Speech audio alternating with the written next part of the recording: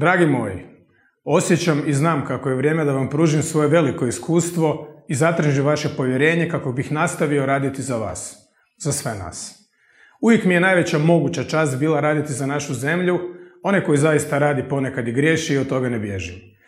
A sada vidim da Hrvatskoj treba predsjednik s karakterom, za Hrvatsku sa stavom. Nikome nisam dužan, nikad se nisam dao slomiti i nikada ni neću. To znate. Na mene će utjecati samo zdrav razum, kao i do sada. Demokratski procesi, ali niti jedan skriveni interes. Kandidiram se za predsjednika Republike jer netko mora čvrsto stati protiv nepravde i lopovluka, protiv nasilja, protiv mržnje, stati za ljude i za život po pravilima u uređenoj državi u kojoj je jednostavno lijepo živjeti. To će biti moj zadatak. U Hrvatskoj svatko treba biti jednak pred zakonom. 100 puta rečeno, premalo učinjeno. To je standard od kojeg kao predsjednik nikada neću odustati. Ne može biti da oni koji imaju puno uvijek prolaze preko reda i lišo, a oni kojima je najteže, radni ljudi, uvijek nailaze na prepreke. Svatko u Hrvatskoj mora imati pravo na sreću i mora znati. Ako se trudiš, radiš i živiš po pravilima, rezultata mora biti. Za mene je Hrvatska moderna, znatiželjna, otvorena zemlja koja njeguje svoju tradiciju, ali koja je uvijek spremna iskoračiti, naravno, naprijed.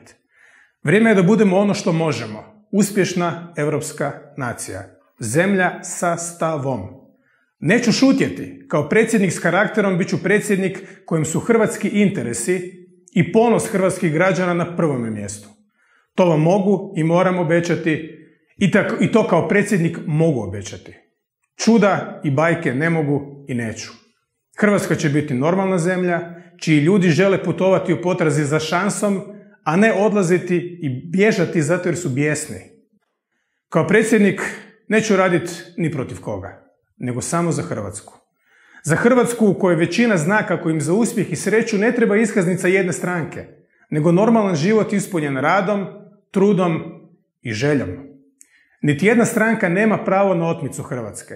Pripadnost jednoj stranci neće biti propusnica za bolji život. Tu sam. Pridruži mi se. Pokaži svoj stav ako i ti želiš modernu, progresivnu i normalnu Hrvatsku. Zemlju koja je spremna na izazove, u kojoj se drugačije ne napada i ne mrzi, te u kojoj svi imaju jednaku priliku graditi normalan i sretan život. Kao predsjednik Republike tome ću maksimalno doprinijeti. Hrvatska u kojoj se ti jednostavno osjećaš dobro.